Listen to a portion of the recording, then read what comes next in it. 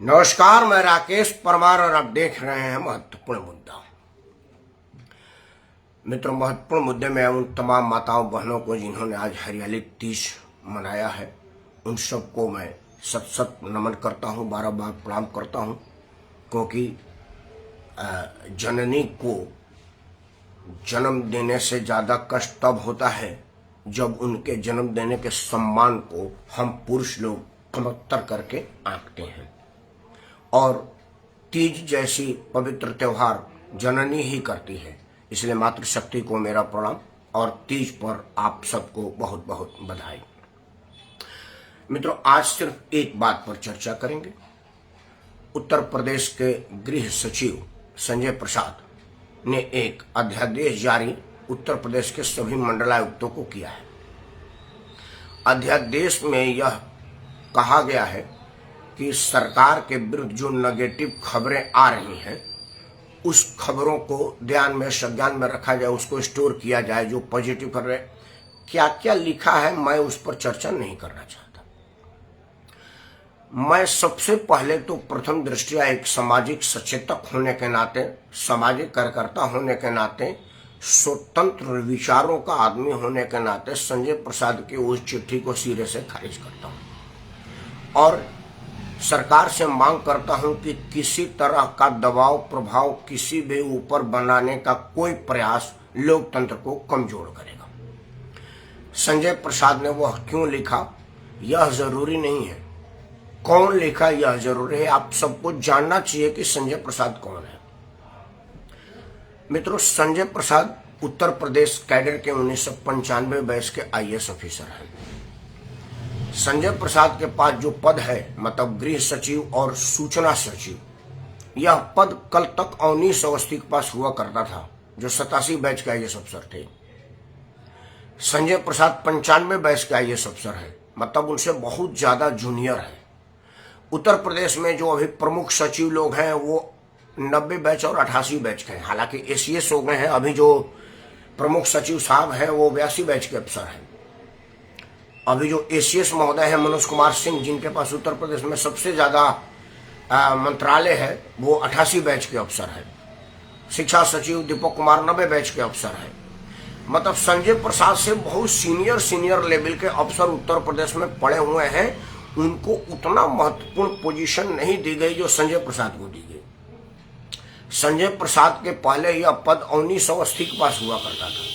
अवनीश अवस्थी के लिए यह कहा जाता था कि वो पूरे प्रदेश और देश के लोग इस भ्रम में थे कि अवनीश अवस्थी किसके आदमी है, योगी आदित्यनाथ के आदमी है या नरेंद्र मोदी और अमित शाह के आदमी है। क्योंकि उनके विषय में यह चर्चा था कि वो दिल्ली के भी आदमी है और उत्तर प्रदेश के भी आदमी है, मतलब दोनों ही जगहों के वफादार है, मतलब पूर्णतः नौकरशाह है। एक चीज जो संजय प्रसाद को मिलने के पहले आश्चर्य में डाली जाती है कि अवनीश अवस्थी जैसा कदावर, उत्तर प्रदेश के सबसे पावरफुल अधिकारी अवनीश अवस्थी माने जाते थे, प्रमुख सचिव चाहे जो भी हो, मुख्य सचिव उत्तर प्रदेश का। लेकिन जो आम खबरों में था कि अगर कोई सबसे कदावर अधिकारी उत्तर प्रदेश में है तो वह है अवनीश अवस्थी। उस अवनीश अवस्थी के पास गृह मंत्रालय और सूचना मंत्रालय हुआ करता था। वह दोनों मंत्रालय संजय प्रसाद को मिल गया। उसके पहले संजय प्रसाद मुख्यमंत्री के निजी सचिव हुआ करते थे, OSD हुआ करते थे। सूचना का कार्यकाल तब भी संजय प्रसाद के पास था जब अवनीश अवस्थी इसके प्रमुख सचिव हुआ करते थे। संजय प्रसाद उत्तर प्रदेश कैडर का अफसर हैं, बिहार के छपरा जिला के रहने वाले आदमी हैं, भोजपुरी बोलते हैं। मैं उनको व्यक्तिगत रूप से भी जानता हूं। मुझे लग रहा है कि संजय प्रसाद उत्तर प्रदेश के मुख्यमंत्री के सचिव के नाते मुख्यमंत्री के करीब आए होंगे और मुख्यमंत्री ने उनमें योग्यता देखा होगा, शासन के काम में उनकी चपलता देखी होगी, तभी जाकर के इतना महत्वपूर्ण पोजीशन उनको दिया गया, बाकी सब लोगों को दरकिनार करते हुए। क्योंकि अगर प्रथम दृष्टया देखा जाए तो गृह मंत्रालय सबसे पावरफुल मंत्रालय माना जाता है। प्रमुख सचिव के बाद सबसे इंपॉर्टेंट चीज जो है वो गृह मंत्रालय ही है। तो अगर मैं मुख्यमंत्री होता तो गृह मंत्रालय मनोज सिंह को देता, क्योंकि अब तक के मोस्ट सीनियर अफसर मनोज कुमार सिंह है, 88 बैच के अफसर। अगर मनोज को किसी कारण से मनोज जी को नहीं मिलता तो मैं दीपक जी को देता। दीपक जी 90 बैच के अफसर है जो अभी प्रमुख सचिव एजुकेशन है, या गोयल साहब है, और भी बहुत लोग हैं। मतलब मैं एक तो आपको रेफरेंस के नाम रखा, कहाँ 88 बैच, कहाँ 95 बैच, कहाँ 90 बैच, कहाँ 95 बैच। मतलब 5 साल जूनियर 90 बैच से और 7-8 साल जूनियर 87-88 बैच के अधिकारी को गृह और सूचना देने का मतलब है कि संजय प्रसाद पर योगी आदित्यनाथ का पूरा पूरा भरोसा है, उनके काम का उनको ज्ञान है और उनके काम करने के तरीकों से योगी प्रभावित है, तभी जाकर के उन्होंने यह दिया। क्योंकि यह काम मुख्यमंत्री का अपना अधिकार है, वो किस अफसर से कौन सा काम लेना चाहता है इसमें कोई कानून नहीं आता है। हाँ, थोड़ी बहुत अधिकारियों की खींचतान और नाराजगी रहती है। अगर किसी जूनियर को कोई सीनियर पद मिल जाता है तो थोड़ी बहुत नाराजगी होती है, या कुछ राजनीतिक कारण होता है। जैसे अखिलेश यादव जो मुख्यमंत्री थे तो उन्होंने वोट बैंक के लिए एक मुसलमान को डीजीपी बना दिया, और सुलखान सिंह जैसे टॉप मोस्ट ईमानदार अधिकारी को सुपरसीड कर दिया, नीचे कर दिया, तो वो कोर्ट में चले गए। मतलब उनका अपमान था, सीनियर अफसर थे, ईमानदार थे। सुलखान सिंह के लिए कहा जाता है कि सुलखान सिंह आईपीएस की नौकरी करते हुए डीजीपी तक पहुंचे, लेकिन अब तक अपना घर नहीं बना सके। लखनऊ के 2 कमरे के फ्लैट में रहते हैं। ईमानदारी का भी इससे बड़ा कोई दूसरा उदाहरण नहीं हो सकता। लेकिन अखिलेश यादव के वोट में या अखिलेश यादव के सेटिंग में फिट नहीं बैठते होंगे। अखिलेश यादव उनको अपने उंगली पर नचाना चाहते होंगे, और वो संविधान का बधा हुआ अधिकारी संविधान के हिसाब से चलने की बात कह रहे होंगे, इसलिए उनको डीजीपी नहीं बनाया। कुछ नियुक्तियां पहले मायावती ने अपने खासम खास उस आदमी को प्रमुख सचिव बना दिया जो आईएएस अफसर भी नहीं था, एयरफोर्स का अधिकारी था। वो सब चीज चलता रहता है। तो योगी आदित्यनाथ तो खैर काबिल आदमी को गृह मंत्रालय दिए हैं, इसमें कोई बहुत चिंता नहीं है। अब ये रहा संजय प्रसाद की बैकग्राउंड, हैसियत, पोजीशन और मुख्यमंत्री का भरोसा। अब बात कहने जा रहा हूं। मैं संजय प्रसाद के द्वारा जारी चिट्ठी को राजीव गांधी के पुत्र राहुल गांधी के शब्द में कहा जाए तो लाइबल इन डस्टबिन, कूड़े में फेंकने के लायक मानता हूं। विनम्रता से उत्तर प्रदेश के शासन के किसी बड़े अधिकारी की चिट्ठी को कूड़े में फेंकने के लिए अगर किसी के भावनाओं को हाथ होती है तो मैं क्षमा मांगता हूं, आपसे खेद व्यक्त करता हूं। I highly apologise about my word, but I not regretted. मैं बिल्कुल दुखी नहीं हूं, मैं बिल्कुल शर्मिंदा नहीं हूं, मैं बिल्कुल अपमानित महसूस नहीं कर रहा हूं यह सब कहने के लिए। क्योंकि देखिए, चर्चा करते हैं पहले पत्रकारिता पर, क्योंकि पत्रकार पर प्रश्न उठा है, फिर पत्रकार के प्रकार पर भी चर्चा करूंगा। सबसे पहले पत्रकारिता क्या है। पत्रकारिता के पुरोधा हुआ करते थे एसपी सिंह, वही एसपी सिंह जिन्होंने आज तक का शुरुआत किया था। डीडी पर 20 मिनट की खबरें आती थी, वो खबरें बाद में आज तक चैनल के रूप में दी। मतलब ये जो 24 घंटे की बोलती समाचारों का जो युग का प्रारंभ हुआ, उसके पितामह थे श्री एसपी सिंह जी। एसपी सिंह जी हमारे बगल के जिला बलिया के बगल गाजीपुर के रहने वाले थे। पत्रकारिता में उससे बड़ा नाम अब तक कोई नहीं है, बहुत लोग उनके आदर करते हैं। हम उनके जन्मदिन जन्मोत्सव अगर में जाते हैं तो बड़े बड़े पत्रकारों को उनके सम्मान में बोलते देख करके मन अगराता है कि मैं उस आदमी को व्यक्तिगत रूप से जानता था। खैर, उनका कहना था, या पत्रकारिता में जो पढ़ाई जाती है वो उनके प्रोफेसर्स वगैरह जो कहते हैं वो बड़ा महत्वपूर्ण है कि पत्रकारिता है क्या, पत्रकार है क्या। पत्रकारिता का मतलब है कि जिस शब्द में गा गे गी आएगा, मतलब फ्यूचर टेंस आएगा, भविष्य काल आएगा, वो छपने के योग्य नहीं है, उसको छपा नहीं जा सकता। जैसे कोई सरकार ने कहा कि मैं सोने का सिक्का जारी करूंगा, सबको मुफ्त में बांटूंगा, गा है मतलब होने वाला है, ये छपने लायक नहीं है। मैं ये रेल चलाऊंगा, मैं फलाना करूंगा, मैं लैपटॉप बांटूंगा, मैं जहाज बांटूंगा, मैं 500 की बिजली फ्री दूंगा, गा गी वाला नहीं छपना है, क्योंकि अब पत्रकारिता नहीं है। था थे थी है या है वो ये छपना चाहिए। मतलब मुख्यमंत्री ने गरीबों को राशन बांट दिया, ये छपना चाहिए। पूज्य योगी आदित्यनाथ ने अपने यहां सभी गांव में सोलर वितरित किया। मुख्यमंत्री योगी आदित्यनाथ ने आतंकियों को चिन्हित करके उनका मकान धराशायी किया। ये छपने लायक है, पत्रकारिता का ये पहला उद्देश्य है। दूसरा उद्देश्य है कि वह चीज जरूर छापी जाए जिसको छापने से सरकार मनाही करती है, संस्था मनाही करती है, लोग मनाही करता है। लेकिन इसमें एक बारीक लाइन है, मेरा अपना, मुझे नहीं मालूम कि ये पत्रकारिता में पढ़ाया जाता है कि नहीं, क्योंकि मैं कभी पत्रकारिता का पढ़ाई नहीं किया और मैं पत्रकार नहीं। तो मुझे यह जानने का मेरा एक संदेह है कि कोई चीज ऐसा होता होगा जिससे बवाल मचने का खतरा हो, देश में सवाल बहुत बड़ा उठने का खतरा हो और देश टूटने, समाज बिखरने का खतरा हो, वो चीज भी नहीं छपनी चाहिए, मेरा अपना मानना है। जैसे यह मेरा नहीं मानना चाहिए कि पहलू खान को हिंदू भीड़ ने मार दिया, यह नहीं छपना चाहिए। एक मुसलमान को घेर करके हिंदुओं ने पीटा, एक हिंदू को मुसलमानों ने घेर करके पीटा, यह भी नहीं छपना चाहिए कि इससे समाज को टूटने का खतरा रहता है, समाज को भड़कने का खतरा रहता है। यह तो रहा पत्रकारिता। अब आज के तारीख में दो तरह की पत्रकारिता है जिस पर चिंता करना चाहिए और सभी को चिंता में डालना चाहिए। बड़ा अफसोस के साथ कहना पड़ रहा है कि कोई इस विषय पर चिंतित नहीं है। आप अखबार में जाइए, समाचार चैनल पर जाइए, सोशल मीडिया पर जाइए, सोशल मीडिया हो, अखबार हो, समाचार चैनल हो, यहां दो तरह के ही पत्रकार पाए जा रहे हैं। या तो वो टोटल मोदी समर्थक हैं, 2014 से अब तक कोई बुराई मोदी में दिखी ही नहीं, एक ये पत्रकार है। दूसरा पत्रकार है जो 2014 से लेकर के 2023 तक कोई अच्छाई मोदी में दिखी ही नहीं, एक ये पत्रकार है। कोई पत्रकार, मैंने एक फेसबुक पर पोस्ट डाला था, मैंने बोला था कि जोक है, चुटकुला है, कि लोग पूछते कि क्या करते हो भाई, मैं पत्रकार हूं। तो अगला प्रश्न आता है कि किस पार्टी का। इसमें कई तरह के नीचे कमेंट आए।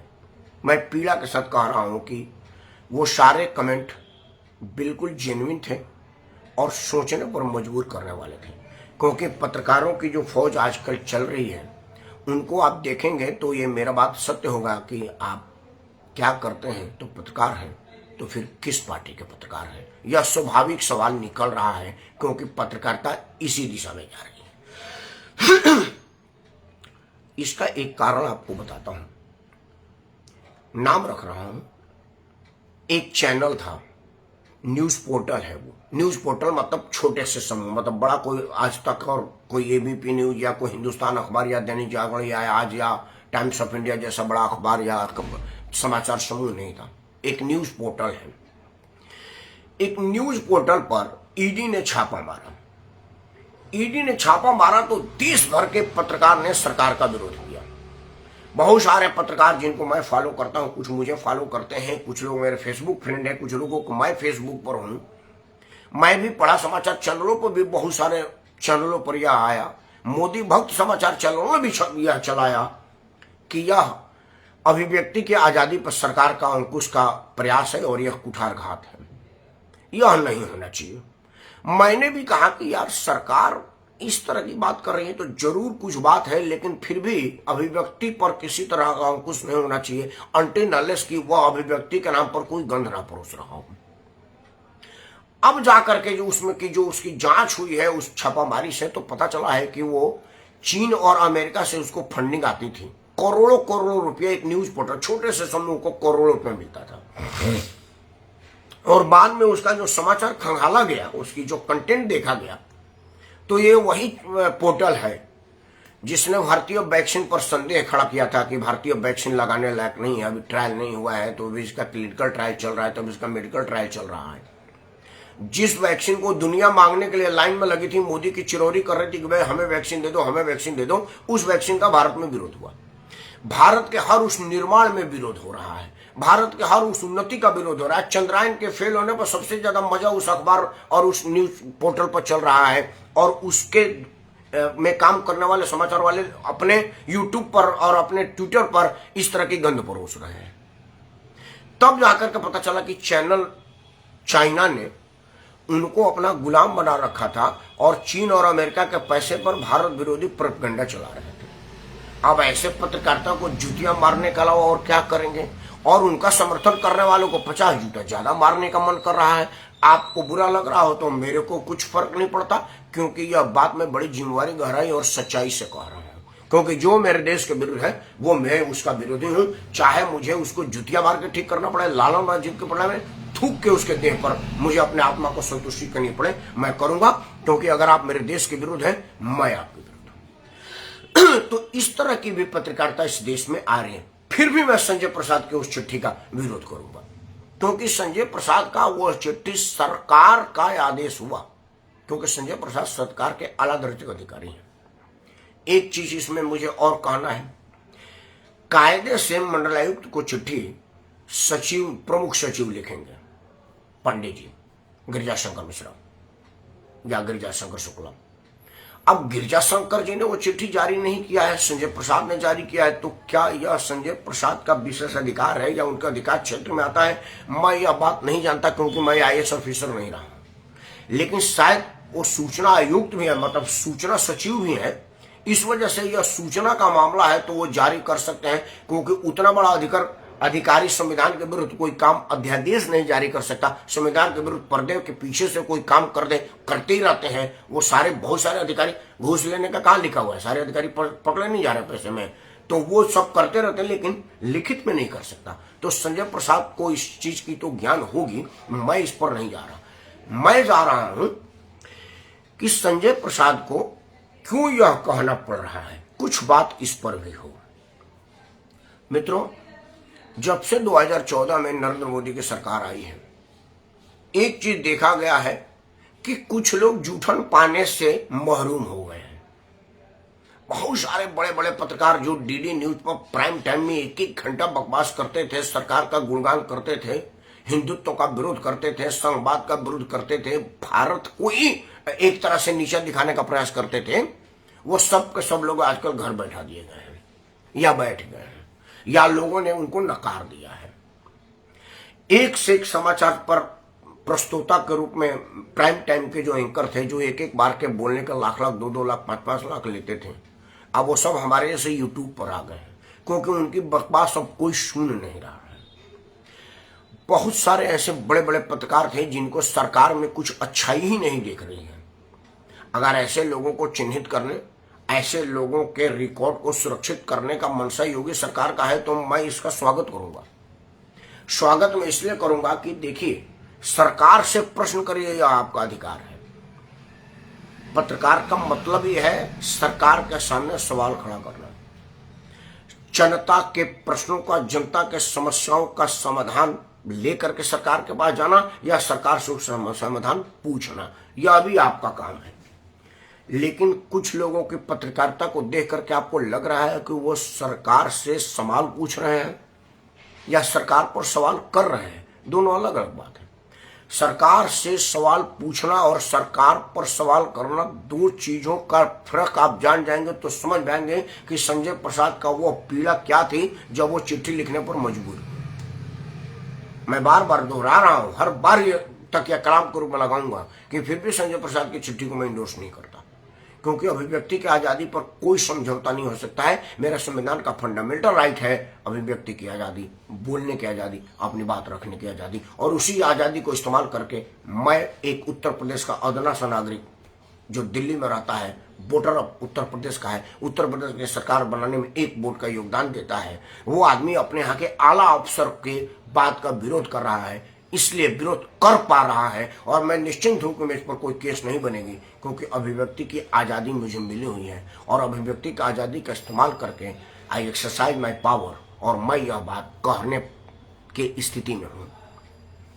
लेकिन शायद संजय प्रसाद, जिनके पास पूरे प्रदेश की सूचना का स्रोत है, इंचार्ज होने के नाते गली से लेकर के और बड़े बड़े अखबारों का कतरन उनके पास जाता होगा, अखबारों के लेख का समीक्षा उनके पास जाता होगा, तो वो पाते होंगे कि बहुत सारे ऐसे लोग हैं जो आतंकियों के घर गिराए जाने का खुला विरोध करते होंगे और उसके समर्थन में उस तरह से चिट्ठी लिखते होंगे जिस तरह से 13 अप्रैल 1919 में जलियांवाला बाग में जनरल डायर के द्वारा निहत्थे बैसाखी के उत्सव मना रहे हमारे भाई बहनों पर गोली चलाने का पत्रकार ने कहा था कि यह बड़ी जरूरी था, यह बड़ा इंपॉर्टेंट था। वो भी तो पत्रकार ही था। तो ऐसे पत्रकार को सम्मान दिया जाए, यह बात संभव नहीं है और यह होना भी नहीं चाहिए। तो क्या योगी आदित्यनाथ के इस सबसे खास अधिकारी के मन में इसी तरह का कोई पीड़ा पहुंचा, इसी तरह का कोई सूचना पहुंचा जिससे वो मजबूर हुए यह बात कहने के लिए कि इस सब चीजों की रिपोर्टिंग की जाए? तो इस स्थिति तक पहुंचाने का जिम्मेवार कौन है, यह भी प्रश्न मुंह भाए खड़ा है, जिसका उत्तर हम सबको दिखाना है, हम सबको निकालना है। एक प्रश्न और बनता है मित्रों, इस देश में पत्रकारिता शुरू से ही संदेह के घेरे में रही है। दूसरे तरफ इस देश में जितने बड़े बड़े घोटाले सामने हुए हैं, जो एक्सपोज हुए हैं, वह किसी जांच एजेंसी ने नहीं किया है, हमारे पत्रकारों ने ही किया है, अपने जान जोखिम में डाल करके। इतनी बड़े बड़े घोटाले, जो घोटाला सुन लीजिए, देश का सबसे पहला घोटाला जो महिंद्रा जीप घोटाला था, उसको उजागर करने वाले एक पत्रकार ही थे। हालांकि वो अलग बात। अब उस पत्रकार की पत्रकारिता और पत्रकार धर्म को देखिए, आपको समझ में आ जाएगा कि पत्रकार किसको कहते हैं। वो आदमी पहले उनकी पत्रकारिता समझिए, पोजीशन बाद में बताऊंगा।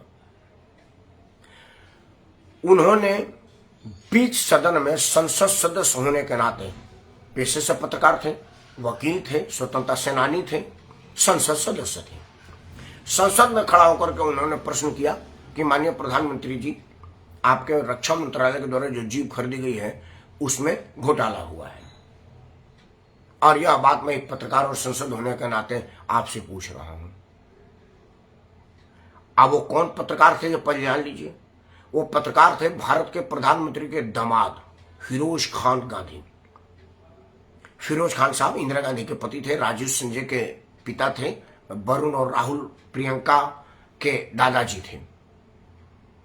एक उस प्रश्न को पूछ लेने के वजह से सोनिया गांधी की बेटी प्रियंका गांधी का नाक इंदिरा गांधी से मिल रहा है, लेकिन दादाजी से कुछ नहीं मिल रहा है।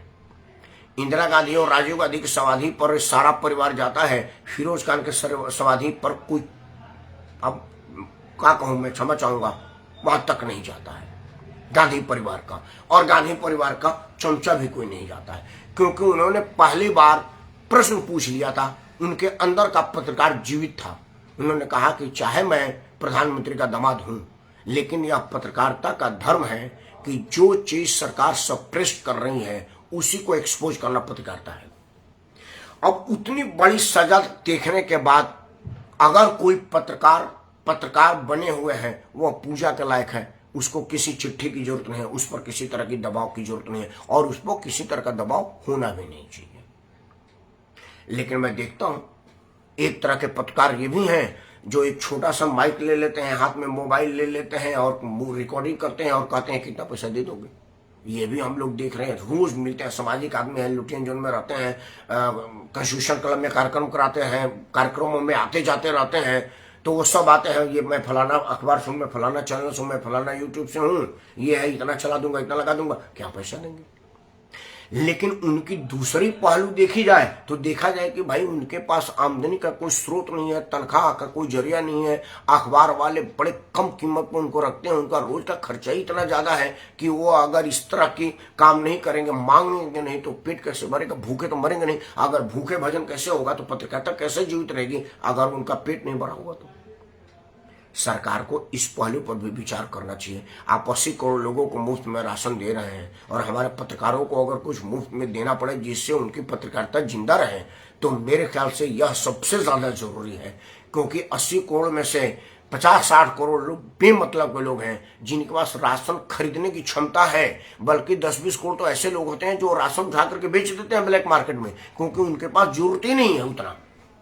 क्योंकि कुछ सरकार दे रही है, कुछ एनजीओ दे रही है, कुछ केंद्र सरकार दे रही है, कुछ राज्य सरकार दे रही है, कुछ इधर से आता है, कुछ उधर से आता है, वो बेच रहे हैं और उन नीडी आदमी को कुछ नहीं मिल पा रहा है। अगर मुफ्त में सब कुछ देना ही देना है तो पत्रकारों को भी कुछ दिया जाए ताकि उनकी पत्रकारिता जिंदा रहे। सरकार को इस पहलू पर भी विचार करना चाहिए।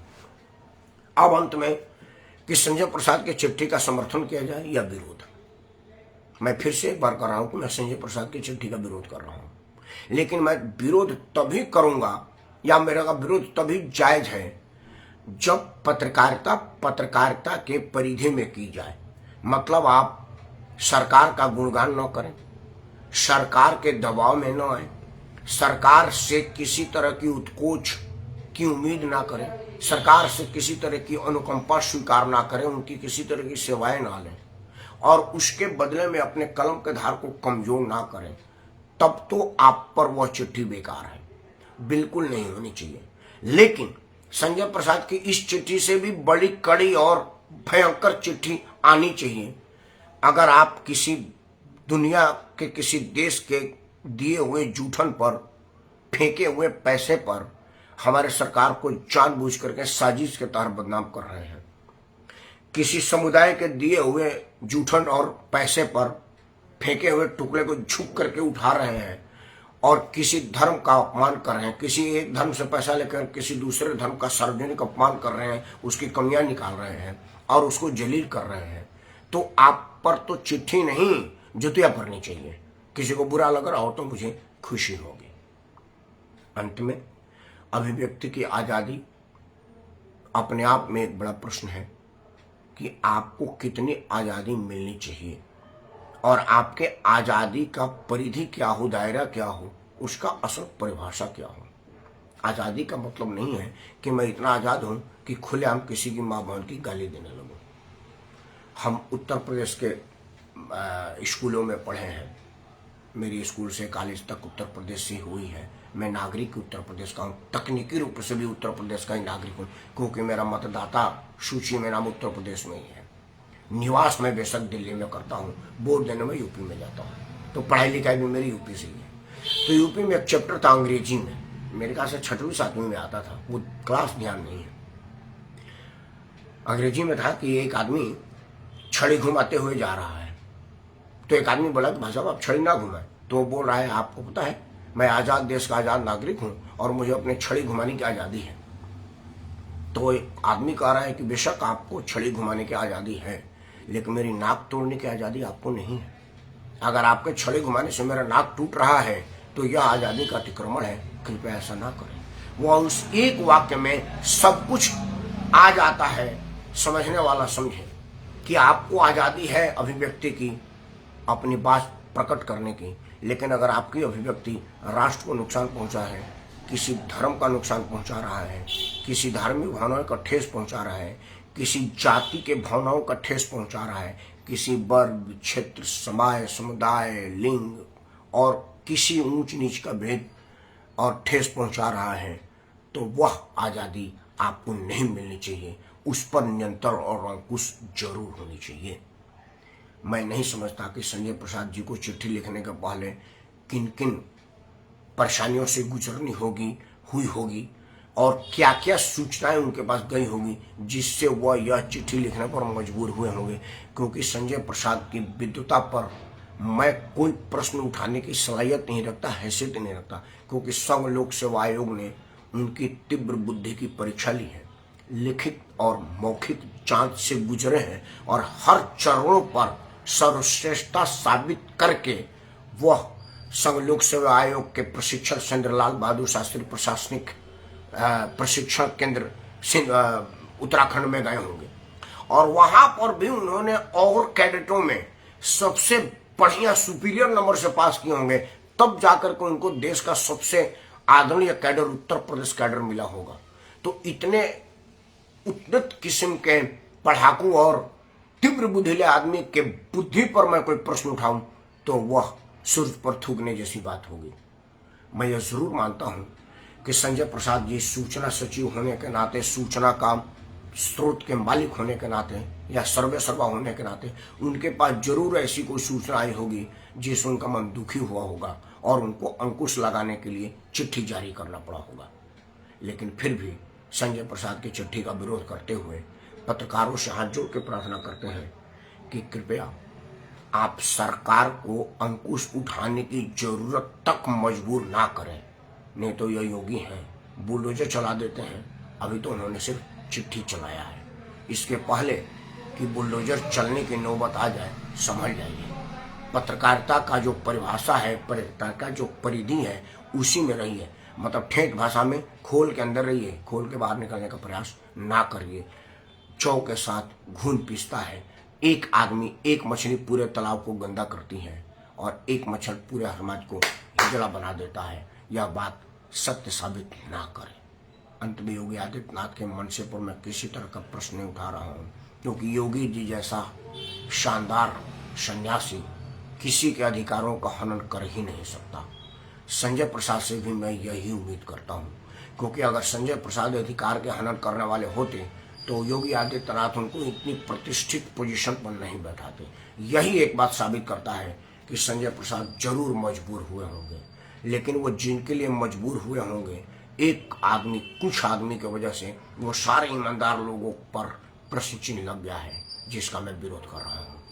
आपको लग रहा होगा कि मेरा विरोध जायज है, तो आप मुझे अपना आशीर्वाद दीजिएगा। हाथ जोड़कर प्रार्थना करते हैं कि सबसे पहले तो आप इस वीडियो को लाइक करें, चैनल को सब्सक्राइब करें और इसे अपने सभी समूहों में साझा करें, क्योंकि साझा करने से समस्या अपने समाधान को प्राप्त करता है, और अगर समस्या समाधान को प्राप्त करेगा तो समस्या समाप्त होता है। समस्या समाप्त हो, पत्रकारिता स्वतंत्र हो, निष्पक्ष हो और किसी के दबाव में ना हो, इसी मनोकामना के साथ मैं राकेश परमार आप सबको सादर करता हूँ। जय हिंद, वंदे मातरम, भारत माता की जय।